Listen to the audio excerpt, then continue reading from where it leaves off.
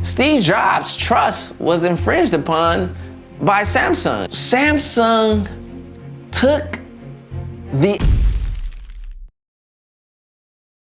What up, YouTube? My name is CJ. This is CJ Knows Tech. Today is gonna be quite different, quite interesting. I got some tea to spill. I wanna tell you what Samsung stole from Apple and what started the feud between Apple and Samsung. Oh! Now, there is a silver lining to the story towards the ending, but we're gonna get into the beginning, which was beautiful, where things got sour, and how things have come back together full circle at this point in tech. But this is juicy, man, and I don't think a lot of you Samsung Knights out there even know this. So sit down and get schooled and get educated, baby, with CJ Knows Tech. All right, so basically this story starts back in 1983. I know that's throwback, right? A lot of y'all wasn't born, but Steve Jobs and then Samsung CEO was actually really cool back then. I forgot what type of business Samsung had, but it was some type of part. I forgot what you call them things, but they were creating those.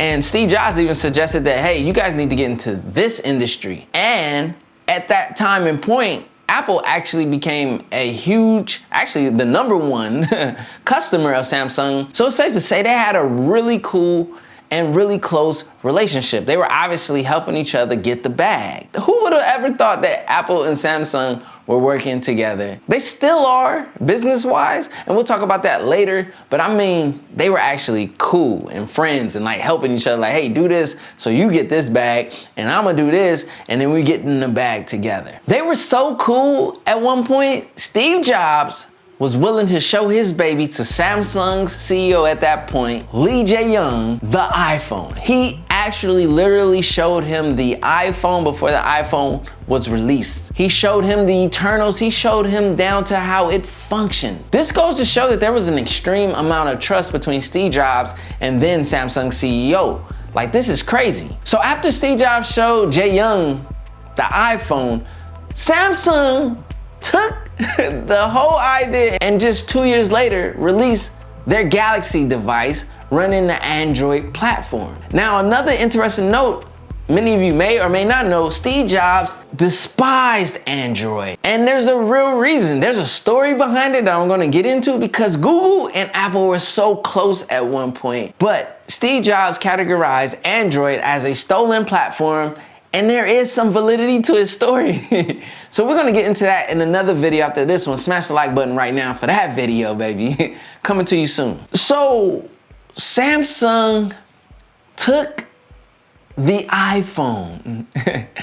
Samsung stole the iPhone, stole the concept of the iPhone, and started to create Samsung phones that extremely resembled the iPhone. Like, I mean, it's bad. It's to the point to where icons were just being ripped from the iPhone and, you know, stylized, but the colors were the same. The whole style of a phone at one point was like a spitting image of the iPhone 3GS. You guys can see this photo that I'm posting up right now. This is crazy. So then at that point, Apple's like, all right, that's cool. You're gonna take our idea. Well, then we want a commission off of every single phone and tablet that you sell. Samsung didn't agree, or they didn't like the sound of that. Hey, yo, Steve, on the other side.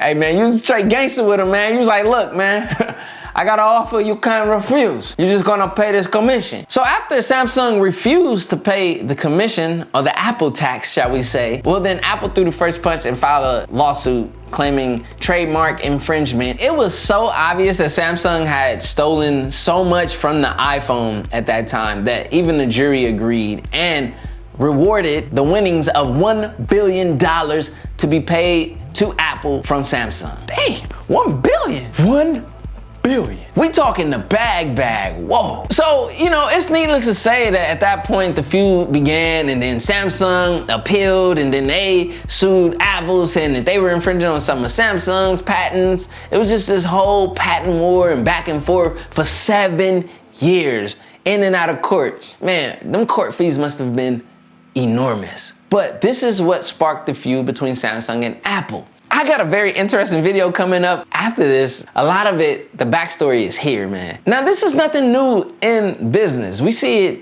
over and over. When Apple does something, everyone else follows. A lot of phone companies have released things that look just so much like an iPhone, or what Apple is doing. But this goes way back, man. This is crazy. So all you Samsungites who just despise and hate and spit at Apple, just know that your Samsung phone that you love so much will be nothing without Apple and the iPhone.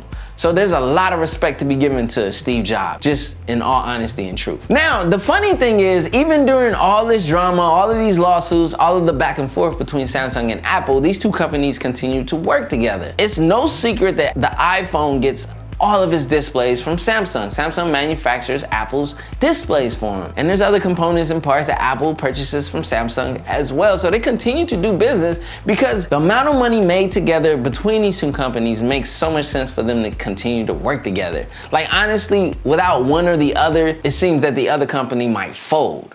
So they know this and they understand this. But I think this was just a high level of bickering, you know what I mean? It was very well warranted because Steve Jobs' trust was infringed upon by Samsung. You know, he shared and showed them and even showed them how it worked.